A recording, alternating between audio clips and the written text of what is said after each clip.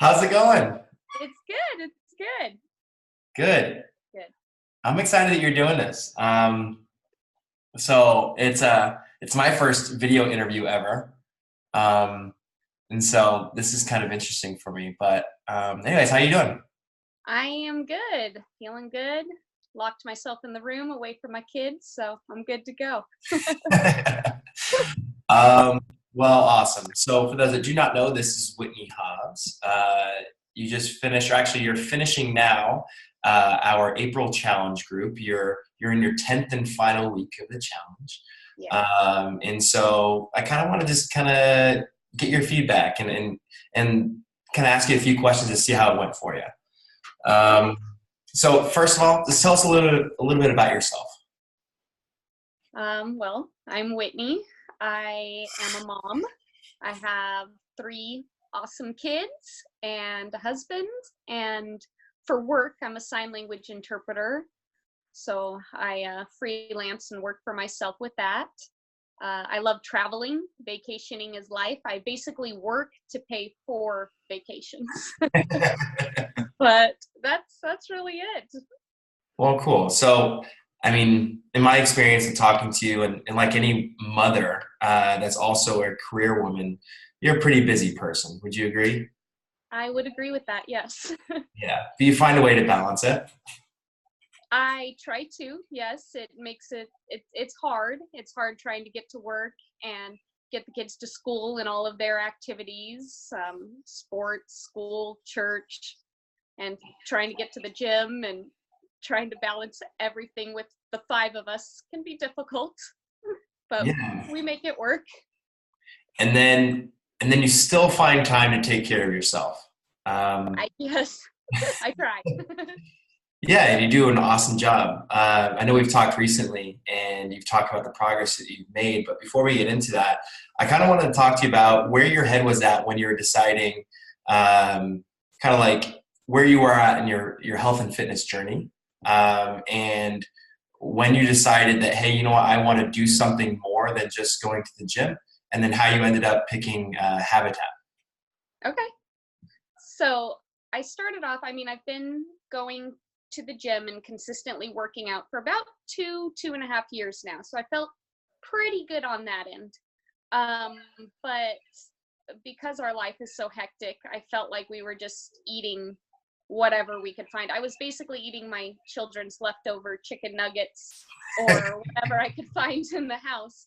And it's hard. And I get stressed real easy, and I'm a stress eater, and I'm definitely a sugar addict. And I realized that I've made good progress in the gym, but I'm still not where I want to be, and I'm still not eating how I want to eat at all. And so I looked at a couple different programs and was trying to decide what was right for me. I needed a jump start, I needed help, and I decided to choose Habitat because I felt like it looked at, for me, my real issue. I felt like my issue is I stress eat. My issue is I am addicted to sugar. I felt like those types of addictions were kind of the root of my issue, and I liked the philosophy of kind of the clean um, eating of it.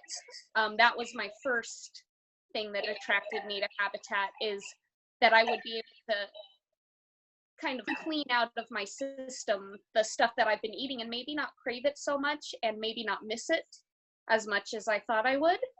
So Mhm. that was reason number one. And then reason number two is I like how slow it went. Like, I was like, I know I am not the type of person who can just, all right, now we're eating this, and now we're doing this, and now we're going to add all of these other things on top of it too. And so I liked how it went very slow. So those are kind of the two main reasons that it attracted me to Habitat. Well, good. Now, once you decided that, well, I'm glad you said that, by the way, because that's like our main thing. So, Oh, perfect. but I did not prep her for this interview. That's all on her. You did it. So what were your goals? You signed up and you're like, all right, this is what I want to achieve once you started the Habitat program. What were those things? I had a couple goals. Like I mentioned, I wanted to beat my sugar addiction more than anything. And I did want to, I want to lose a little bit of weight, but I more wanted to just be healthy and be where I was. I don't know if I'm saying that correctly.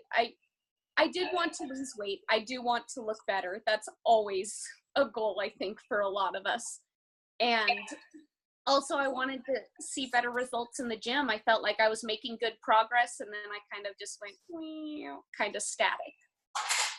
I thought maybe the So, would help. good. And so how did it go? Tell us about what you achieved over the last 10 weeks. Okay, so for my first goal, the sugar addiction, I feel like I mean, honestly, when I first started, I was like, I'm going to die. I don't eat vegetables. I can't live off raw nuts and seeds. And I might not make it through this program. Uh-huh. But I actually have realized how much I can eat instead of what I can't eat. And it's a lot. And I feel like I eat a lot more than I was eating when I was eating less healthy. And I do feel like I've overcome my sugar addiction. I don't crave it like I used to. I haven't been 100%. I've had a cookie here and there, but I haven't had a whole box of crumble cookies. You know, it's like I've had like one in like 3 weeks, you know? I feel Yeah. like, and I don't crave it. I mean, it was to the point where I would look at a picture and be like, I need that, and I need that now. And I don't feel that way anymore. I don't feel that I need the food. I don't miss it. I don't miss it. And I've discovered new things that I actually like that I didn't think I would, which is kind of cool. Number two, I've lost about 7 or 8 pounds, which I didn't even know I had to lose. So I was pretty excited about that. Woo. And I've seen more definition in my body as well, which is kind of cool to see because I didn't think it was there. So there's a little bit there, and we're going to keep going with that. So that I feel better about as well. I haven't done my inches or anything yet, so I don't know my total inch loss. I was waiting till the whole challenge was complete so I can update you on that after we take those measurements. And then I've seen more PR. I feel like my workouts have been a little bit better. I've had more stamina. I've been lifting a little bit heavier because I don't lift very heavy at all. But for me, I feel like it's getting better, and I've been seeing those PRs in the gym as well. So I feel like I'm slowly accomplishing everything I want to accomplish, and I feel like that's the only change I've made. So That's fantastic. Like every single, like all three of those things, that's just every single time you said it, just imagine like fireworks going off. it feels like.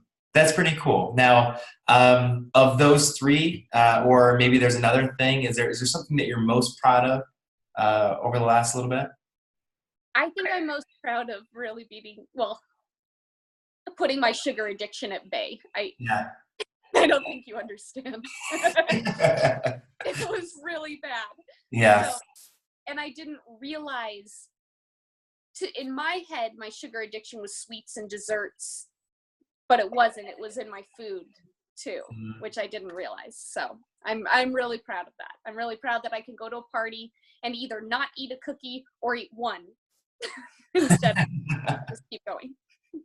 And that's something that we talked about a lot too. And for those that have done the challenge, they know, and as well as yourself, that it's not about never having cookies again. Oh no, not at all. Right. And so does that feel good to know that, hey, if I want a cookie, I'm going to have a cookie, but now you can feel good about it. Yeah, I feel like, okay, if I want a cookie, I'm gonna eat a cookie, but the cookie no longer like controls me. I control my cookie. You know what I mean? It feels like every once in a while, like my son's birthday party was on Saturday, and I had one of his birthday cookies, you know, and I felt fine about it, and I was good, and I was satisfied, and I was good to go. So it does. It feels good. Good. Now, our whole stick is like sustainability. Are the habits you've created something that you feel like you can sustain long term? I do.